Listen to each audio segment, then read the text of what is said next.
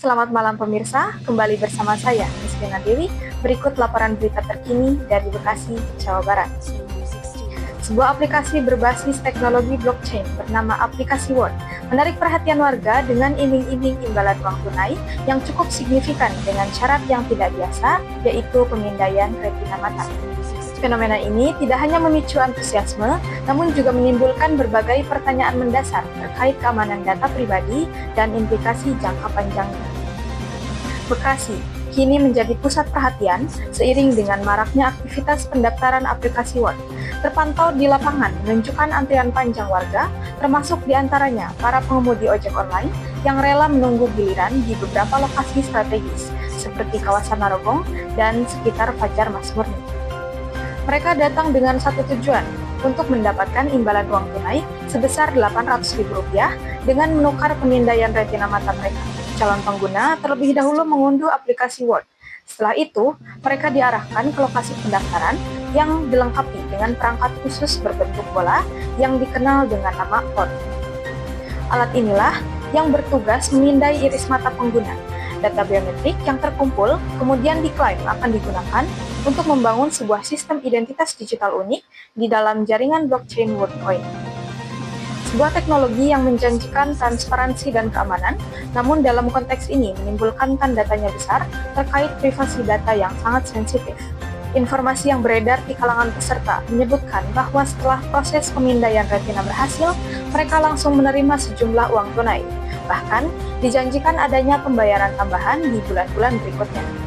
Hal ini menarik perhatian masyarakat Bekasi, terutama mereka yang mencari tambahan penghasilan di tengah kondisi ekonomi yang penuh tantangan.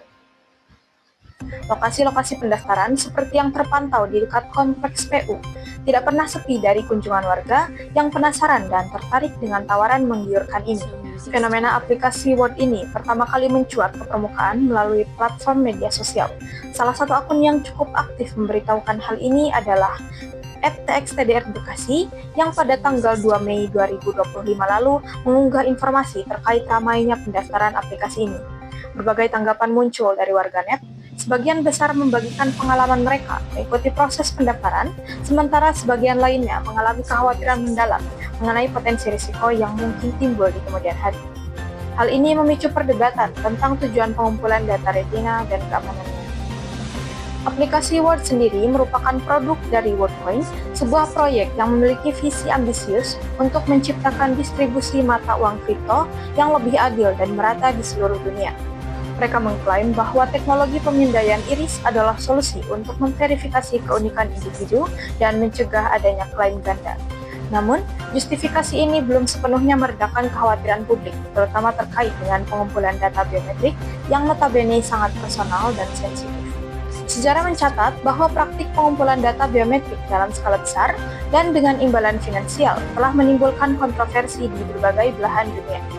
Sejumlah negara telah mengambil langkah tegas untuk melindungi privasi warganya.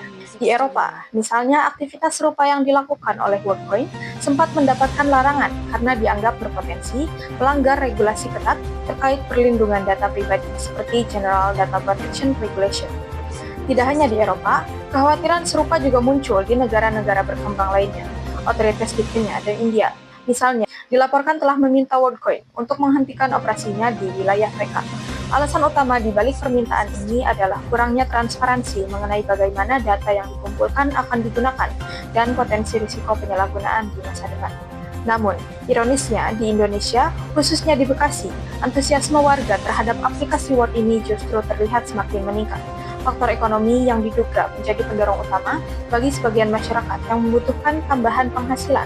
Tawaran uang tunai sebesar Rp800.000 tentu menjadi daya tarik yang sulit untuk diabaikan, terlepas dari potensi risiko yang mungkin menyertainya. Pemerintah daerah dan pihak terkait diharapkan dapat segera mengambil sikap dan memberikan edukasi yang memadai kepada masyarakat mengenai potensi risiko dan manfaat dari pengumpulan data biometrik ini, sehingga masyarakat dapat membuat keputusan yang lebih informed dan bertanggung jawab. Demikian laporan utama kami, terima kasih atas perhatian Anda. Saya, Misrina Dewi, pamit undur diri dan sampai jumpa.